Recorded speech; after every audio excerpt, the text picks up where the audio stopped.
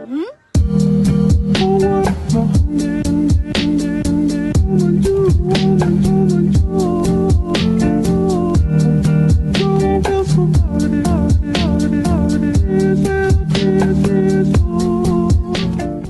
up, SLIMMZcast, and welcome back to my channel. If you are new, please don't forget to like, comment, and subscribe.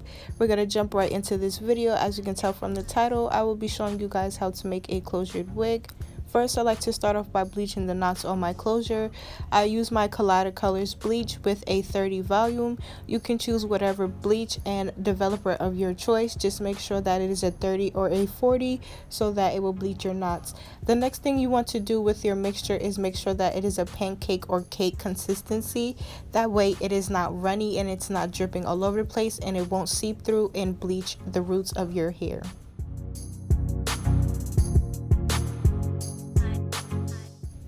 When starting to bleach your closure, you want to hold that very edge of the lace so that you can hold it in place. And when you're applying the bleach, you want to pat it in. You don't want to press it in because then, like I said, it'll go through the knots and it'll bleach your roots. So you just want to pat this in, and you should get something like this, very thick. It's not dripping at all. Then I'm going to take it and wrap it in foil paper for 15 minutes. But when I did that, I didn't like the way it came out, so I did it for 30.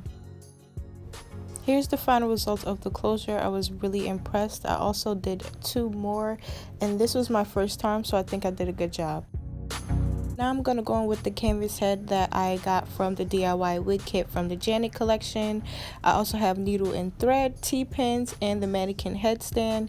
I honestly don't like the stand that came with the Janet collection kit because it's very unsturdy and it moves a lot, but it's the only stand that will fit the mannequin head. So I'm just showing you guys how I put it together, and then I just put this on my chair because it helps me better move the stand around and move my wig around.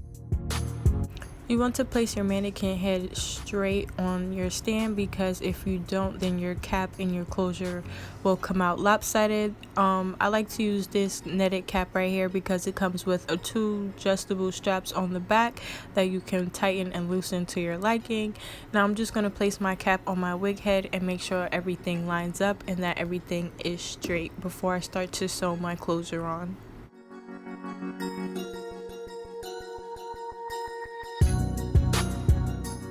So after I have my cap placed in the right position, I'm just going to take some T-pins and I'm just going to make sure I pin my cap in place, so while I'm sewing down my tracks and my closure, my cap is not moving.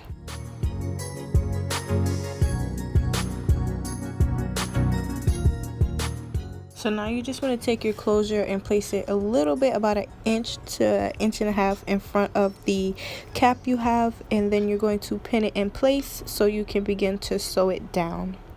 Please excuse my face, y'all, but please, when you're doing this, make sure you're not pulling it tight and you're not pulling the closure back, because when you cut the cap from underneath it, it's going to be too far back and it's not going to stay. So you want to make sure you have that little gap in the front, and you want to make sure that all of your parts of the closure are laying flat like how you see it now.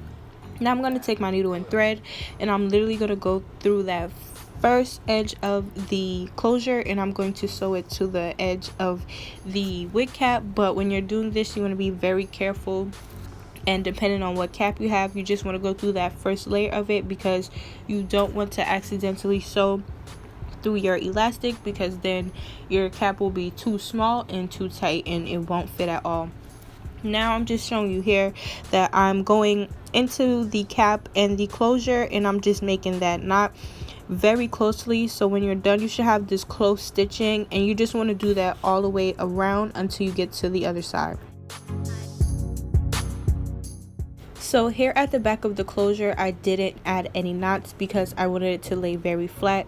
So I'm just taking the needle again and going through the closure, and I'm just making it loop on its own. I'm not putting the needle through the little hole that's created when you make your little stitching. So I'm just regularly sewing this down so that the back of the closure will be flat. I'm not sure if you guys can see it, but the closure to me looks a little lopsided when I was doing it, so I did off camera pull it further down so that when I'm done it was sewn straight across.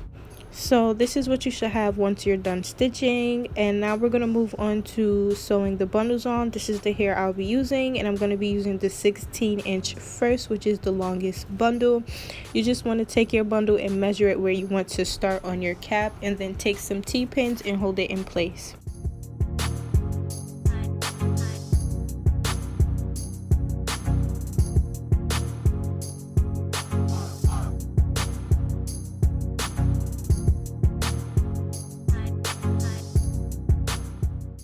When starting your track off, you want to make sure that you take the needle and put it through the edge of your weft and then sew it directly onto the wig cap. You want to do this about 3 to 4 times to make sure that the track is secured once you start sewing it down. For the rest of this, I'm just going to literally take my needle, go underneath the weft and underneath the cap, so that way there's less tension in the middle and there's less shedding. So I did cut every track. I didn't do the flip over method just because I wanted this to lay very flat. Once I get to the end of my tracks, I like to just take the thread and make a knot so that the wig is secured and that it doesn't move once I begin to brush it or once I wash it or style it.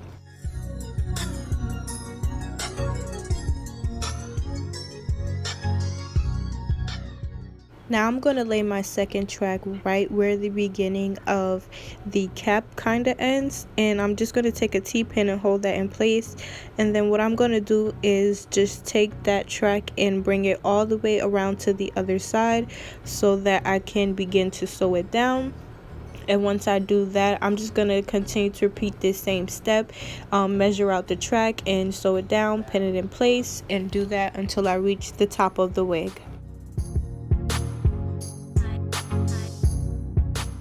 Like I stated before in the beginning, when you're sewing down your weft, you want to make sure you're sewing the exact edge of the weft onto the cap so that the beginning of your track will be very secured. And you just want to also do that for the ending of your cap when you're going to do the flip method, or if you're going to cut tracks like I did, just to ensure that that cap is not sorry guys, not the cap, that the track is going to stay in place and it's not going to move once you begin to play around with it.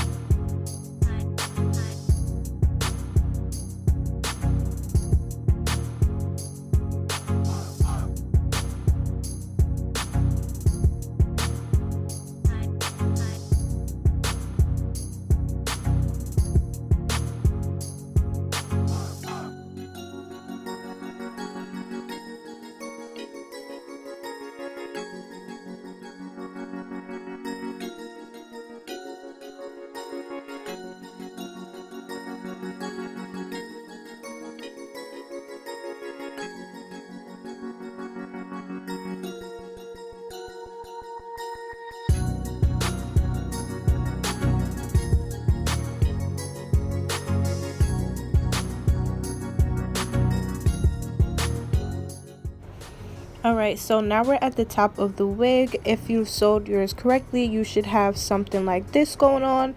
So because I had those 2 gaps at the side of my wig, in order for me to close it, I had to get rid of those gaps.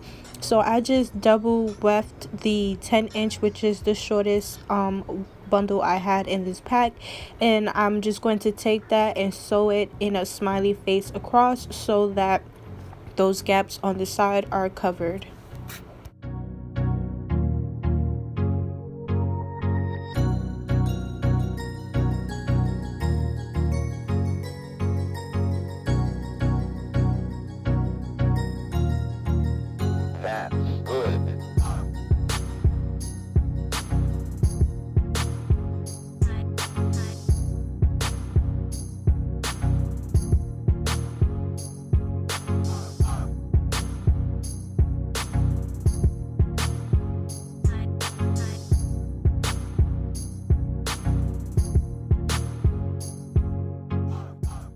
Okay, so this is what it should look like once those two sides are covered. I know mine's is a little lopsided, but that's okay because we're gonna go back in with those 12-inch bundle again, and we're gonna literally sew straight across until we close that rectangle so that our top is going to be flat.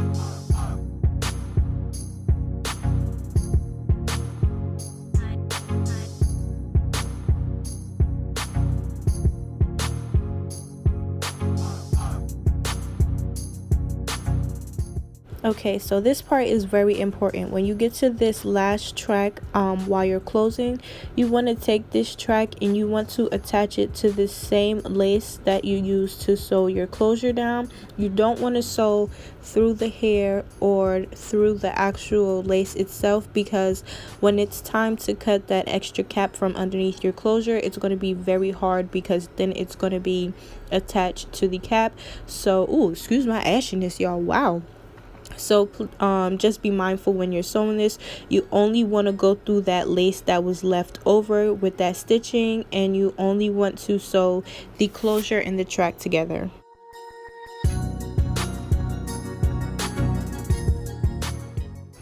Once you're done sewing that track down and closing the top of your wig, you want to make sure you knot it. Like I said before, I just take the two pieces of string and make a knot and then cut it off. You can make your knot however you like. This is how the end of your wig should be looking. Very flat and very neat. The stitching is very close. You can rarely see through it. This is the end of this video, guys. I hope you enjoyed this video. I hope it helps you, and I hope it was very informational. See you later.